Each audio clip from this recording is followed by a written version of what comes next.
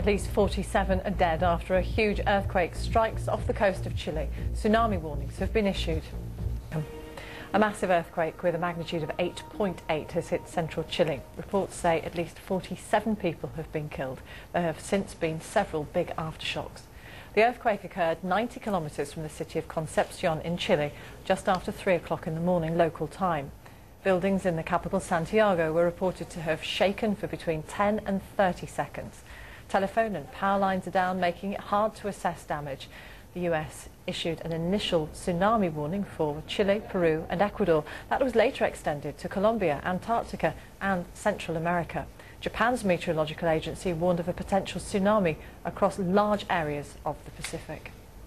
Well, the Chilean President Michelle Bachelet has declared a state of catastrophe in central Chile, but she urged residents to stay in their homes and said the government was doing all it could.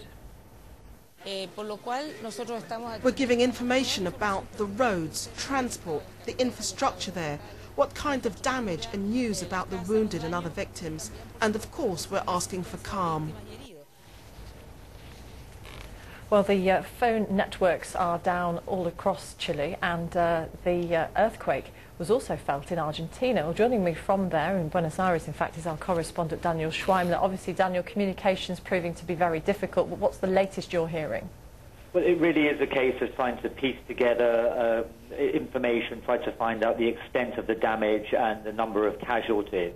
We've just heard that the emergency centre in Santiago, which was set up immediately after the earthquake, has sent emergency crews down to the city of Concepcion and the region of Bio, which is pretty close to the epicentre. As we've heard, 47 people confirmed dead, but the bulk of the damage and the casualties are likely to be found in and around that city of Concepcion, which is a big city, third biggest in Chile, with something like 200,000 residents. So the government was fairly well organised, was it, in response to this? It was. The earthquake happened just after 3 o'clock in the morning Chilean time, and the emergency centre was up and running almost immediately afterwards. Chilean television was showing pictures of President Michelle Bachelet at the centre very, very quickly, coordinating efforts there, talking to the rescue workers. Again, just that major operation of trying to find out the extent of the damage, because telephone communication was cut pretty much across the country. Power was down in much of Chile as well. They're fighting very, very hard to try to re-establish those links, but a very difficult situation at the moment. Of course, then, not just the earthquake procedures in motion, but also the response to a tsunami warning.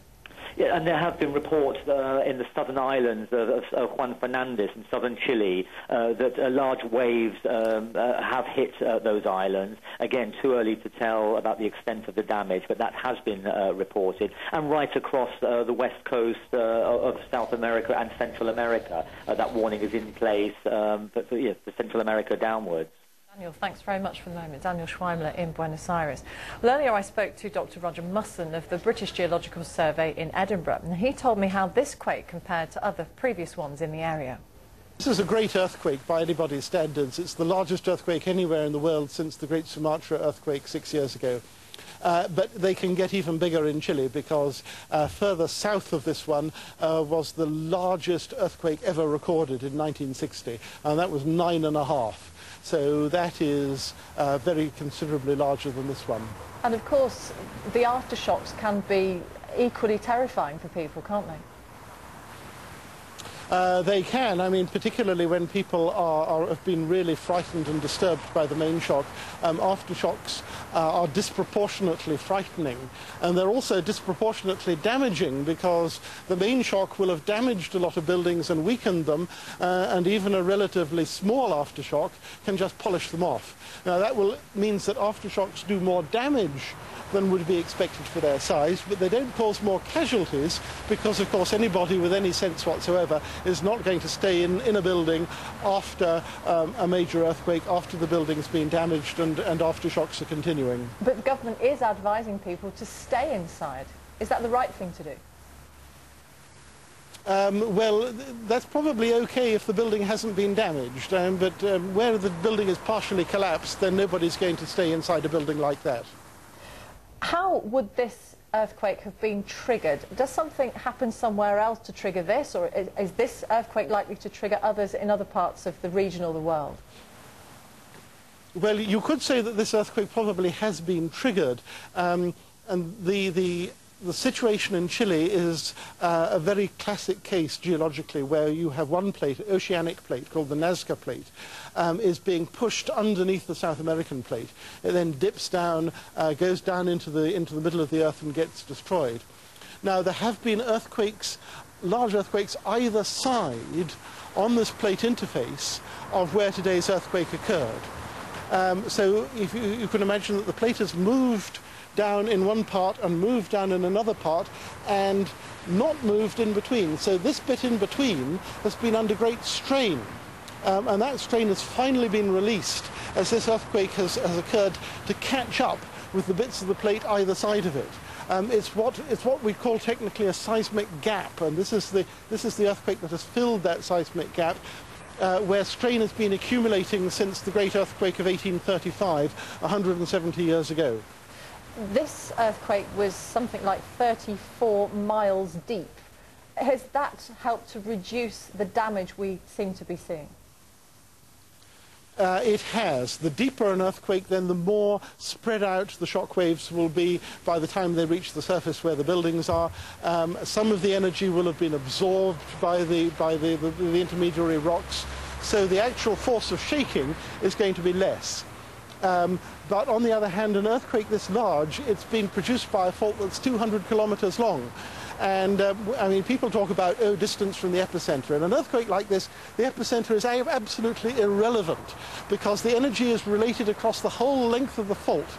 And so it's the distance from the fault that is what matters. So the damage is going to be distributed over a very wide area. It's going to be less intense, but it's going to be very widespread. So this is a complete opposite of what we saw in the Haiti earthquake earlier this year, where there was a relatively small earthquake, but it punched very hard in a small area, and that small area happened to be very densely populated. So it really hit the capital city of Haiti, where there were 3 million people living.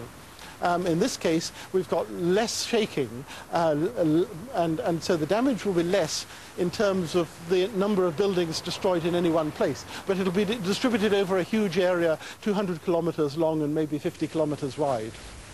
That was Dr. Roger Musson of the British Geological Survey in Edinburgh speaking to me a little while ago. Let's take you now to these live pictures which are coming to us from the TVN network, broadcasting from various locations around Chile, reflecting some of the damage that has been caused to various buildings. You can see there on the left what looks like some kind of office building and that's been affected with the windows smashed. We've also seen highways and car parks that have crumbled or had certainly had certain amounts of structural damage. This is showing us here the epicenter just off the coast in the second largest city, home to 200,000 people, Concepcion there. And as we're reporting at the moment, the death toll at the moment is 47 people to have died. But we have heard from the President of Chile, Michelle Bachelet, warning that the death toll is likely to rise, and she has appealed for calm. So those are the latest pictures, the live pictures coming to us from Chile, where it's just after 8 o'clock in the morning local time. But knowing the direction and knowing the amplitude of the tsunami are a little more tricky, and what we need for that are computer models. And we're actually going to have some data from one of our offshore dark buoys. Any moment now we'll get that data, and we're going to run it through one of our models, and we'll get a picture of what the forecast will be for the tsunami direction and amplitude. And once we have that, we'll have a much better picture of what we expect, to happen in the next several hours, and it'll affect our decision making on what to do for the warning situation. My hunch, based on the earthquake fault mechanism itself, that's the way the earthquake formed, is that most of the energy is probably going more in east-west, a little more so compared to north-south. But we'll see here pretty soon when the model comes out. Brian Shearer from the Pacific Tsunami Warning Centre in Hawaii, thank you very much for your time. Well, people from the region have been emailing the BBC with their reaction, and here are some of those messages. Christina Prieto in Santiago writes, The earthquake was massive and the blackout in Santiago total. The aftershocks continue all the time. There is a tsunami alert on, so we're waiting to see what happened. Charlotte Mountford, who's from the UK but is in Chile, says we're in Santiago. The quake lasted about 30 seconds. Buildings shook violently. It was terrifying. People still out on the streets, electricity down in many areas and no phones. We crouched in the bathtub on the 14th floor during the quake while things smashed around us, still getting after tremors. Francisca in Santiago writes, I live downtown on the 16th floor of an apartment building. I had things falling down all around me. It was the longest 2 minutes of my life. I still feel tremors every once in a while. And Carlos in Santiago writes, I came out of a disco and felt everything moving and thought of Haiti. Our city is now quiet, people whispering, everyone asking each other what's happening, like we know and have pre-planned it. Well, those are just some of the emails that we're getting. Thank you very much indeed for those. Lots of activity, of course, on the social media sites, such as Twitter and Facebook. We'll be monitoring those over the next few hours. A powerful earthquake with a magnitude of just under 9 has struck Chile, the strongest to affect the country in half a century. Several dozen deaths have been reported already, and it's feared the number could rise further. The earthquake occurred 90 kilometers from the city of Concepcion in Chile just after 3 in the morning local time. The Chilean President Michelle Bachelet declared the central region of the country a disaster zone. A widespread tsunami warning has been issued for all Pacific nations, including Australia and New Zealand. The coastal areas of Easter Island are being evacuated because of fears of a tsunami there. And a US agency says that urgent action is needed to deal with the tsunami threat to the Hawaiian Islands. Chile's capital was shaken for a minute and a half in the early hours of the morning by the initial earthquake, the biggest in this quake-prone country for years. And although Santiago is some 200 miles from the epicenter, the destructive power of the earthquake was immediately evident. Damage to highways and buildings in the southern parts of the city especially. One eyewitness spoke of buildings shaking like jelly. People streamed onto the streets. My hands were shaking. I couldn't open the door. I was trying to rescue my son who was sleeping. My hands could not reach out and feel the walls. These pictures of a fire triggered by the earthquake are among the first to come in from the city of Concepcion, with a population of nearly 700,000 and much closer to the epicenter than Santiago. The disruption to communications means there are still only sketchy accounts of the damage in these areas. But in the capital, the emergency services are busy dealing with those who were injured and in shock. We're giving information about the roads, transport, the infrastructure there, what kind of damage and news about the wounded and other victims. And of course, we're asking for calm. Yeah, so, I mean, it hasn't really settled down. Monitored around the world, the earthquake put much of the Pacific region on tsunami watch. It's got the potential, of course, to do a lot of damage over a very wide area. The one saving grace in this case is that it hasn't been as shallow as some previous earthquakes, so the shock waves will have spread out a bit before they reach the surface. Daylight revealed intensive rescue efforts amid rubble in the capital. But in Concepcion and other places closer to the front line of this disaster, the challenge before the rescue and relief teams only beginning to unfold. Mike Wooldridge, BBC News.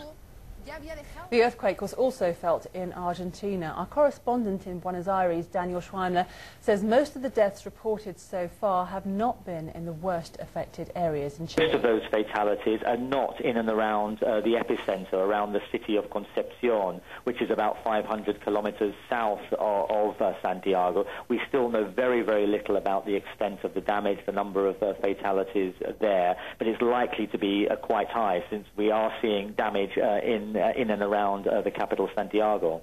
And it's been a terrifying experience for people who are still continuing to feel powerful earth aftershocks, who have been until quite recently. Well, yeah, and I think especially as the earthquake happened at about 3:30 in the morning Chilean time, almost immediately telecommunications and power were out throughout the whole country, really just adding to that sense of terror, that sense of fear, people not knowing what was going on, with daylight coming 4 or 5 hours after the earthquake. At least people could then begin to assess the extent of the damage. And as I say, we are getting increasing reports now of buildings having collapsed collapsed in Santiago and other areas in the center and south of the country.